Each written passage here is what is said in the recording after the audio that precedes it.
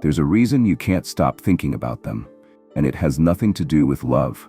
It feels like an obsession, a loop your mind refuses to break. You tell yourself to move on, but their name lingers in your thoughts. Their face appears in random moments. Songs, places, even scents pull you back into memories you wish would fade. Why does this happen? Carl Jung had an answer. Like I said, it's not love. It's not fate. He called it the shadow, the hidden part of you that shapes your thoughts without you even realizing it. But what if you could take that power back? By the end of this video, you'll understand exactly why your mind is stuck on this person and, more importantly, how to break free. We're diving into Jung's shadow work, exploring the unconscious forces that keep you trapped and uncovering the psychological tools that will set you free. Maybe it's an ex you can't let go of, a crush that occupies your every waking thought, or even someone who hurt you deeply. You know they aren't good for you, yet their presence lingers in your mind like an echo. The harder you try to forget, the more they seem to haunt you. But why does this happen? Why does your brain refuse to let them go, even when you consciously want to move on? The answer lies deep within the unconscious mind, a place Carl Jung spent his life studying. He discovered that much of what we think, feel, and desire isn't just random, but is deeply connected to something called the shadow self. The shadow is the hidden part of your psyche, everything you suppress, deny, or fail to acknowledge about yourself.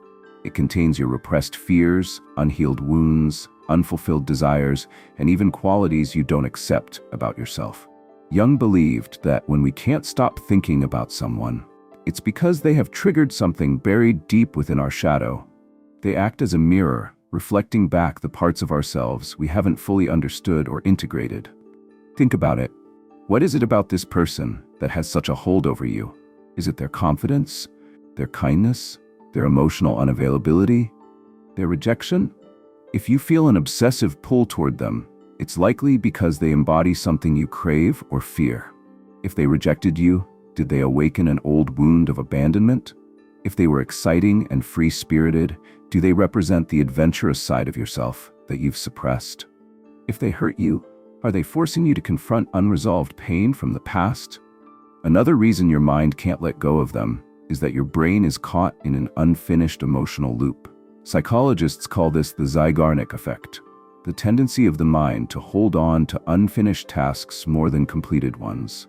If this relationship or connection didn't end the way you wanted, if you never got closure, if there were unanswered questions, if you still feel like there's something left to be said, your brain keeps replaying the memories, searching for resolution. But here's the hard truth. Closure doesn't come from them. It comes from you. You don't need their apology. You don't need an explanation. You don't need them to validate your feelings. The real healing begins when you decide that you don't need an ending to move forward. Most people try to escape obsessive thoughts by suppressing them. They tell themselves, I just need to move on, or they distract themselves with work, social media, or even new relationships. And here's the problem. What we resist persists. Jung's work teaches us that suppressing emotions doesn't make them disappear. It makes them stronger. The more you fight against these thoughts, the more power they have over you. Instead of trying to force yourself to forget, the real solution is to understand why these thoughts exist in the first place. The first step is self-reflection. To break free, you need to get curious about your emotions instead of running from them. Ask yourself, what specific qualities or behaviors in this person stand out to me the most? Do they remind me of someone from my past? What emotions do they stir up in me? Longing, admiration, jealousy, anger, sadness. Have I felt this way before with someone else? Jungian psychology tells us that the people who have the strongest emotional impact on us are often reflecting something deeper within us. If you feel drawn to someone who is emotionally unavailable, it could be because your subconscious mind is repeating an old pattern, perhaps from childhood, where you had to fight for attention or affection. If you are obsessed with someone who hurt you, is it because their rejection reinforced a fear you've been carrying for years? The mind doesn't fixate on things randomly. There's always a deeper reason behind it. Another key insight from Jung's work is the idea of projection. We don't see people as they truly are. We see them through the lens of our own emotions, desires, and wounds. When you idealize someone, you are not just seeing them, you are seeing a projection of something inside yourself. Maybe you believe they are the most charismatic, intelligent, or attractive person you've ever met. But is that the truth? Or is your mind exaggerating certain qualities because of what they represent to you? A helpful exercise is to write down both their positive and negative traits. Be brutally honest. This helps you strip away the illusion and see them as a whole person, flaws and all. Often, you'll realize that they are not as perfect or as special as your mind made them out to be. Once you understand the deeper reason behind your obsession, the next step is emotional release. Many of us avoid painful emotions, thinking that if we ignore them, they will go away.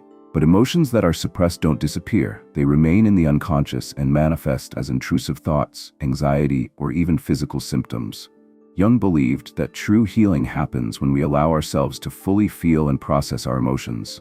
If sadness comes up, cry. If anger arises, find a healthy outlet. Write an unsent letter, scream into a pillow, go for an intense workout. Shadow journaling is another powerful tool. Write down everything you feel about this person, uncensored. Then ask yourself, where is this really coming from? More often than not, you'll realize that the root cause has nothing to do with them but with something deeper in your past. Another reason we stay stuck on someone is that we unknowingly give them our energy. Every thought you have about them is like an invisible thread connecting you to them. A powerful exercise to break this attachment is cord-cutting visualization. Close your eyes and imagine a cord connecting you to this person. Visualize yourself holding golden scissors and with a deep breath, cut the cord. As you do this, imagine all the energy you've given them flowing back into you, filling you with strength and clarity. Repeat this as often as needed. Over time, you'll notice their presence in your mind fading. Jung believed that many of our struggles come from identifying too much with a single aspect of ourselves while neglecting others.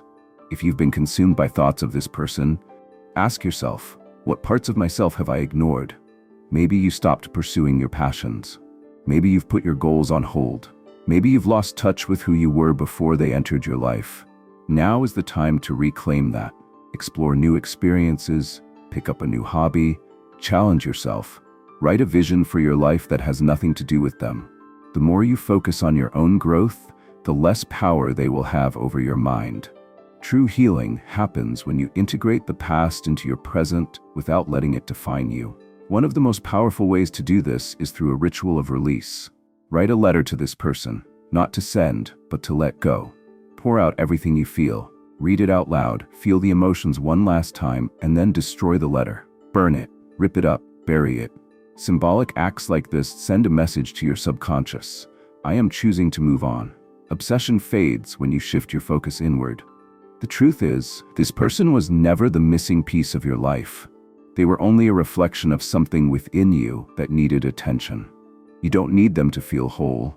You don't need their presence to feel complete. Your happiness, your sense of self-worth, and your peace of mind were never meant to be placed in someone else's hands. They were always within you, waiting to be reclaimed. The moment you stop searching for answers in them and start looking within yourself, the weight of their presence in your mind begins to lift. You realize that what you were truly seeking wasn't them. It was clarity, healing, and a deeper understanding of yourself. And now, with everything you've uncovered, you finally have the power to move forward. Not because you're forcing yourself to let go, but because you no longer feel the need to hold on.